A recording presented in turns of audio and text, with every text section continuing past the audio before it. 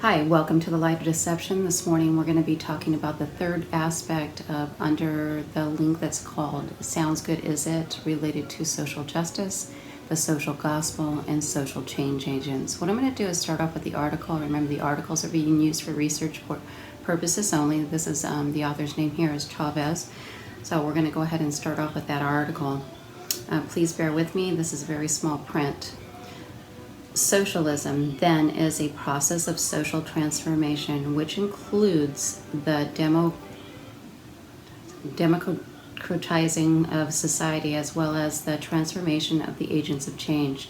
Not only is it the case that a new revolutionary society does not appear whole, complete, or perfect out of nothing, but is in fact marked at birth by elements from the old society. Those who are directly engaged in the social transformation process are products of the old society and, as a result, very much affected by the various social forces that emerge from within the old regime. This very fact has a profound implication on the process of social transformation. This is on socialism itself. The agents of change, whether as individuals or organizations, will be very much affected by the social ills such as racism, male supremacy, patriarchy, heterosexuality, or heterosexism, chauvinism, and classism. This means that socialism involves periods of continuous struggle, not only against the remnant of the old regime, but against the practices that will continue to emerge in the revolutionary society that are antithetical to the socialist direction. Okay, so this is, can't read the whole thing, it's very interesting, this read. Now it sounds like a takeover, right? So we're going to just kind of read a little bit more here to see what the overall premise of this article is. So this talks about Sanders is onto something when he discusses the need for a political revolution, but our understanding of such a revolution must be broadened beyond the anti-corruption and expelling money of electoral politics. The politics revolution is actually the coming into existence of the collective awareness by the oppression that an alternative to actual existing capitalism is essentially and possible. It is a revolution that arises out of the recognition that capitalism is a hostile to the planet Earth and to continued existence of sentience beings on it. It is a revolution that arises out of the recognition that the polarization of the wealth is rooted in not only the exploitation of workers in particular societies, but the development of a transnational capitalism that inherently from modern imperialization continues to rape the planet of its people, of its peoples. Okay, so that gives us a lot to talk about. So if the people on the left, mankind, start swinging towards this new narrative, and it could lead to, if you're talking about something revolutionary, sometimes it can cause violence. It can cause people from the right and the left come against each other, and one's trying to take over for a more conservative, maybe old narrative is what they're kind of talking about, right? And old to them is it's a society that is not thriving, and they want to create a whole new socialistic society.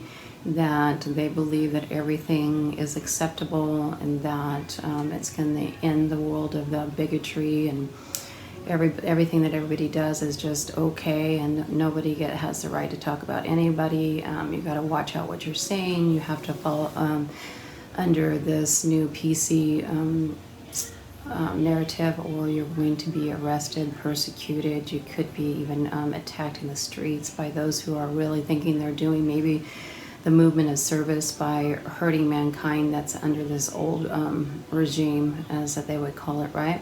So they add people that out there, maybe they weren't violent to begin with, but they are strong advocates to transform this, into this global new world, our new world order, and they're being used. They might already have a sense of violence to them, and they just need a reason to be openly violent in the streets, and they're getting away with it.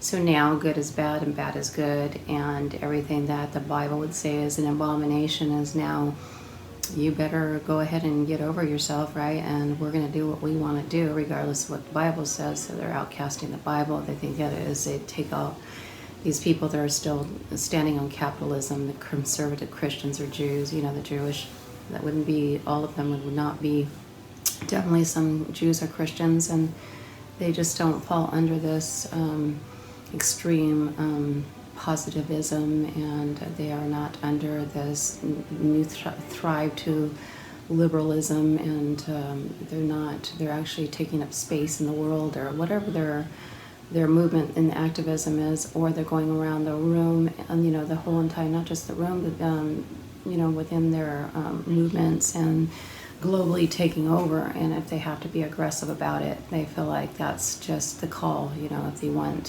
things to change, even if it takes violence, they're willing to do it. So they're strong, what they believe, and they'll be talking and wearing and saying and whatever they think is, nobody has the right to judge them, so they can come out and do whatever they feel is necessary to win over society.